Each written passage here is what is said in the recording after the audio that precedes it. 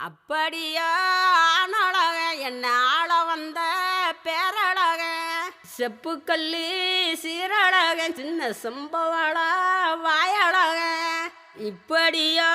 தேரழக இல்லை இன்னும் சொல்லும் ஊரழக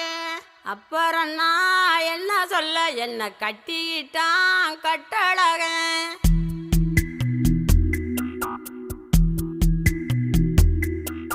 சித்திரையே